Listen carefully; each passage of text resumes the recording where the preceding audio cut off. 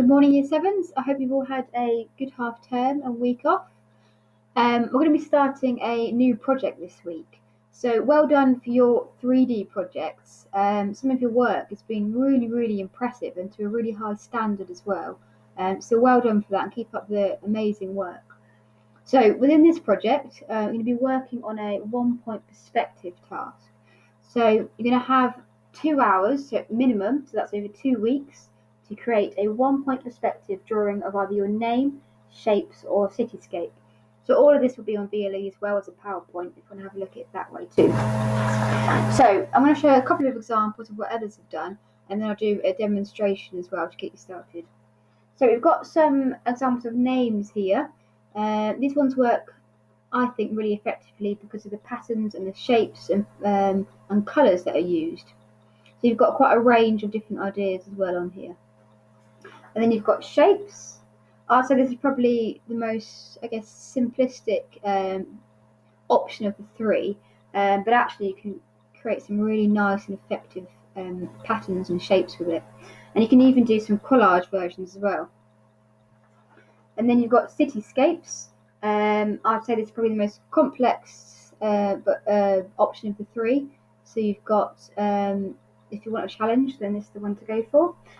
You've got a step-by-step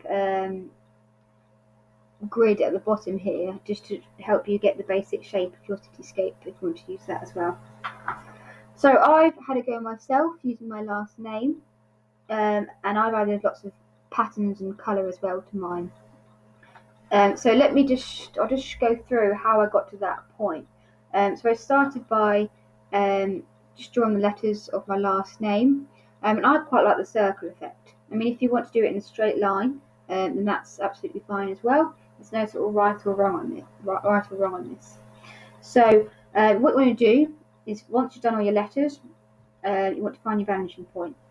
So it's up to you where you put this point, but this is the most important part of the image and drawing. So then you want to line up your vanishing point with the corners and the edges of your letters. So this is why it's really easier to use a ruler and do nice straight lines. But if you want to do bubble writing, then that's fine.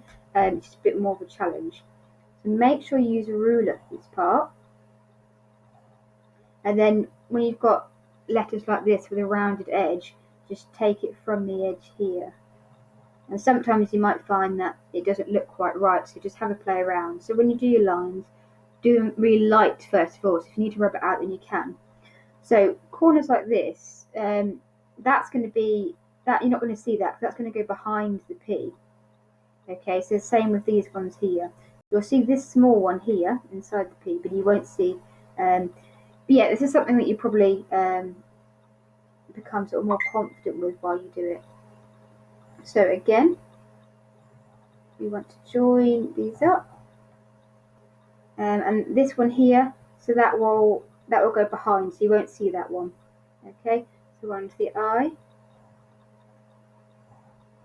So I'm doing my lines a little bit heavy just so they show up on the camera, and then we'll finish with the T.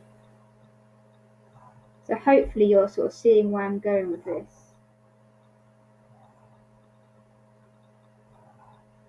So this one here, you would do it here, and then you would stop. So just have a look at the examples to see what they've done as well.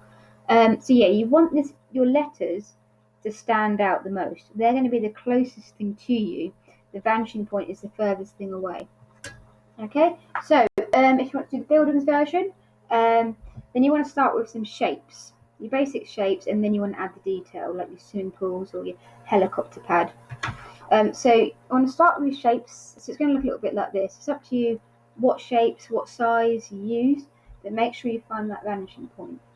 You then, like the letters and the names, want to join the corners to that vanishing point. And again, these back ones, they'll be the other side of the building, so you won't see them this side. And if you've got shapes like circles, then again, I want you to take the edge, and you might want to play around with this as well. Also, I've gone a little bit inside there, so I probably want to change that a little. Okay, so we'll do a few more, and then I'll add a couple of details, and then I'll let you get started. And I'll do this one as well.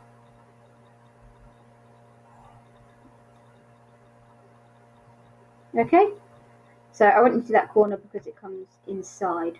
So what I want to do now is add a bit of detail. So I'm going to add some windows. So to add windows, like my example here, then you want to make sure the lines are parallel to the top line. So with this one, they need to be going parallel to this line here. And as you're drawing the lines, remember the vanishing point is getting further and further away, and you want these lines to get smaller and smaller and fainter as you get towards it. Okay, and that's the same with this side here. You want to make sure it's parallel to this line, and again you want to line those up, get smaller and smaller as you get into the distance. And if you want to do lines the other way, that's when you start following the vanishing point. So for example, I mean, it's up to you what details you add. Again, there's no right or wrong with this part. But the more details you add, I think the more effective it will look. Okay, so hopefully that'll give you an idea of where I'm going with that one. And then if you want to do shapes, then you can. And how long has it been? 6.5 minutes. So I'll let you get on with that now. If you've got any questions or sort of confusions, then just message me over the VLE or via Teams, and I'll get back to you as soon as I can. Okay, good luck everyone, and I'll speak to you soon. Bye bye.